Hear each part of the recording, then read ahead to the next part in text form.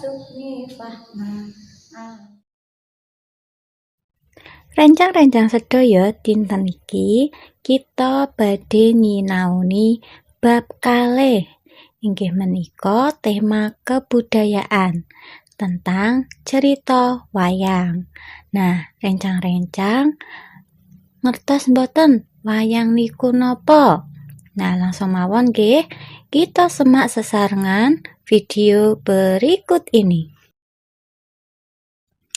Wayang.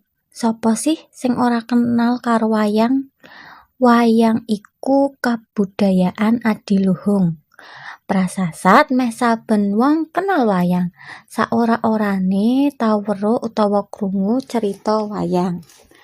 Nah, wayang uga dumadi saking tembung wut. Yang utawa yang angsal ater-ater wo. Tegese uga roh ingkang saged ndamel bejo cilakaning manungsa. Wayang punika wewayangan utawi gambaran watak lan jiwa manungsa. Wayang mujudaken pangejawentahan pribadine manungsa. Wayang punika pagelaran nganggo boneka ingkang umume katon endah ing wewayangane lan dipun lampahaken dening dalang kanthi iringan gamelan. Nah, miturut kriteria watak lan sifat-sifate wayang keperang dadi pirang-pirang jenis, yaiku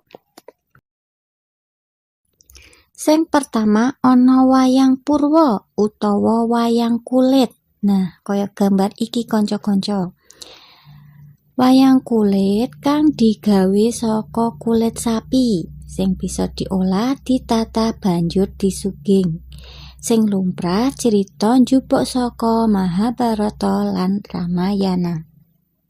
Nah, gambar keloro iki jenenge wayang wong, yaiku cerita wayang kulit kang diparagakake dening wong utawa manungsa. Gambar ketelu iku ana wayang golek. Wayang golek yaiku wayang sing digawe saka kayu, dientok utawa dibentuk kaya manungsa ing tokoh wayang wong. Tuladhane Bima, Semar lan sapanunggalane. Gambar kepapat iku jenenge wayang menak. Wayang menak yaiku wayang bentuk cengkorongane padha wayang golek, digawe saka kayu, disungging utawa dilukis. Ceritane nggambarake tokoh-tokoh keislaman ing tanah Jawa kalebu Wali Songo. Gambar salanjute iku jenenge wayang potehi, yaiku wayang digawe nganggo seng utawa baja. Bagian ngisor utawa dasar sikil diwenehi magnen supaya bisa mlaku ing dhuwur panggung saka lembar kaca. Sing selanjute ana gambar wayang beber, yaiku wayang sing ceritane digambar utawa dilukis ing kain amba sing wujude geber utawa tonel. Yen pentas utawa pagelaran gelar geber sing saben kain isine siji cerita. Tuladhane ana cerita Jaka Tarub, Raden Panji lan sapanunggalane. Nah, jenis wayang selanjute kaya ing gambar ana wayang suluh, yaiku wayang kanggo sesuluh utawa penerangan sing gelar tokoh-tokoh sing kudu dimangerteni masyarakat. Selanjute ana wayang pengul. Wujude meh padha kaya wayang golek. Bedane sing dadi tokoh iku figur tokoh desa utawa masyarakat sing lagi nyekel kekuasaan. Contone utawa tuladane ana tokoh lurah, kiai, pak carik lan sapanunggalane. Nah, sing selanjutnya utawa sing terakhir ana jenis wayang klithik. Wayang klithik yaiku wayang ukiran wayang sing nggambarake tokoh-tokoh wayang njupuk saka cerita Mahabharata lan Ramayana. Nah, iku wau kanca-kanca jenis-jenise wayang. Saiki coba kita sedaya ngrungokake ceritane wayang. Ning kono ana cerita Karna madeg Senopati. Monggo gatekke cerita wayang berikut ini. Karna madeg Senopati. Perang Baratayuda, perang gedhe antara Pandhawa lan Kurawa manggon ing Tegal Kurusetra wis nuwuhake Raja Pati lan korban kang ora sethithik. Akeh satriya kang wis padha nemahi pralaya. Senopati Kurawa, Pandhita Drona wis gugur ing madyaning Tegal Kurusetra kaperjaya dening Drestadyumna. Sadurunge gugur Pandhita Drona wis merjaya Raden Abimanyu, senopatining Pandhawa. Pandhawa lan Kurawa banjur padha ngrukti layone para senopati. Mendung peteng Anggendanu, jagat prasasat peteng dedet amarga wis akeh senopati kang gugur ing palagan. Perang Baratayuda durung rampung. Adipati Karna satriya ing Ngawangga madeg Senopati Kurawa maju ing palagan. Sejatine Karna wis mangerti yen belani Kurawa kuwi dudu tumindak kang becik. Nanging Karna wis kaputang budi karo Duryudana Raja Hastina kang ambek angkara murka. Mulane dheweke gelem sabaya mukti sabaya pati, tegese gelem belani Hastina.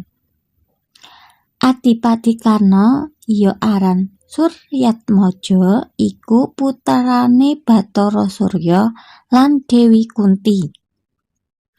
Mula Karna iku kalebu drajating Wasu, yaiku manungsa setengah dewa. Mula kuwi ora mokal yen Karna kasinungan kadigdayan kang linuwih. Kinantenan panah Kunta Wijayadanu utawa sering disebut Kunta Druwasa, pusakane Karna wujud keris aran Kyai Kaladete.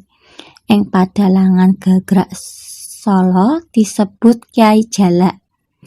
Aji-ajine Karna yaiku Aji Kalalupa.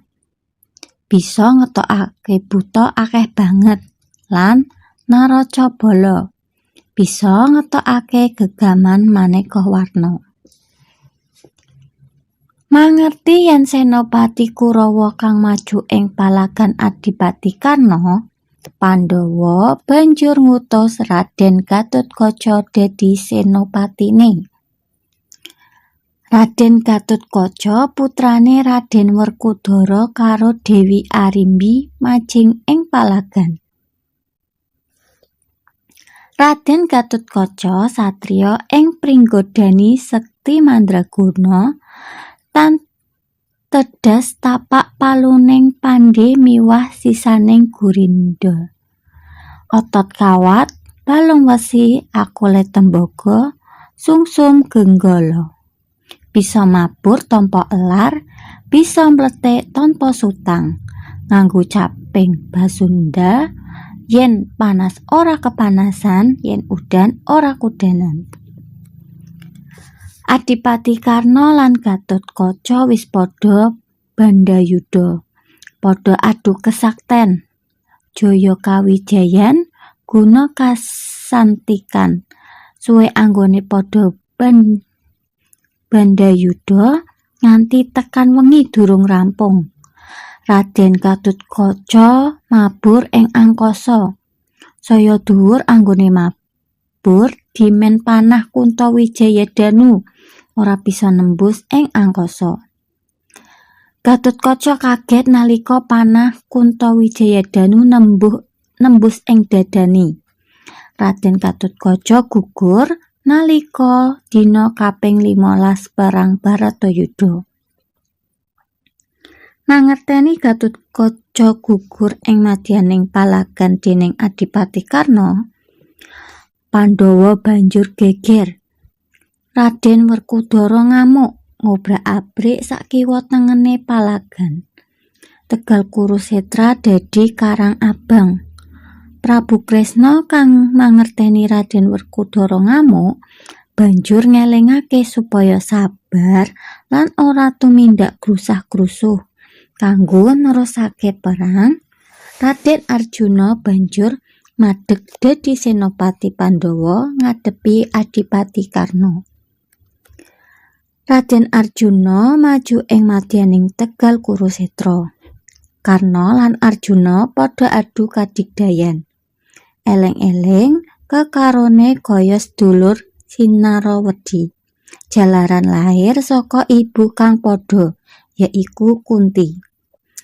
Perang prasasat ora ana sing bakal menang amarga kekarone padha-padha sekti mandraguna.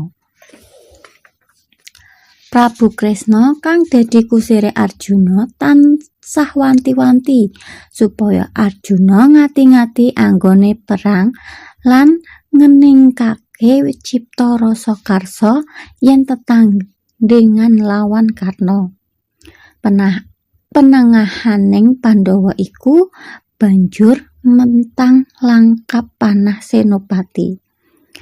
Panah mlesat banter banget ngenani janggane Adipati Karna.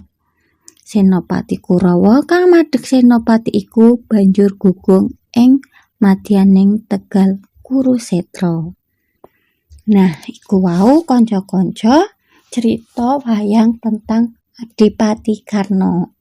Dadi Adipati Karna iku ditunjuk dadi senopati ning Kurawa kanggo perang lawan Pandhawa. Saking Pandhawa iku ana Gatotkaca, nanging Gatotkaca gugur amarga kena panah Kuntawijayadanu pusakane Adipati Karna. Reti yen Gatotkaca gugur, terus Raden Werkudara iku ngamuk lan terus ngutus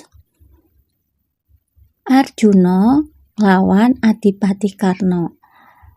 Lah ning kene Adipati Karna gugur kena panah pasopatine Arjuna. Nah, mugi-mugi rencang-rencang paham sedaya nggih cerita wau. Nah, iku wau kanca-kanca pelajaran ing dinten menika. Mugi-mugi rencang-rencang paham sedaya nggih. Kangge gladhen pribadi monggo rencang-rencang mangsuli pitakon kang ana ing lembar kerja siswa sing ana ing rangkuman basa Jawa. Pertanyaan iku dijawab, ditulis jawabane ing kertas, yen wis difoto lan diaturake marang ustadzah lewat WA. Nah, rencang-rencang sedaya pelajaran menika cekap semanten nggih. Monggo kita pungkasi pelajaran menika kanthi maos hamdalah ingkang sesarengan. Alhamdulillahirabbil alamin. Doa kafaratul majelis. Subhanakallahumma wa bihamdika asyhadu an la ilaha illa anta astaghfiruka wa atubu ilaih. Amin. Teman-teman, untuk memutus rantai penyebaran virus corona, mari kita selalu pakai masker, cuci tangan, makan makanan bergizi, dan juga olahraga. Saking ustadzah cekap semanten, matur nuwun. Wassalamualaikum warahmatullahi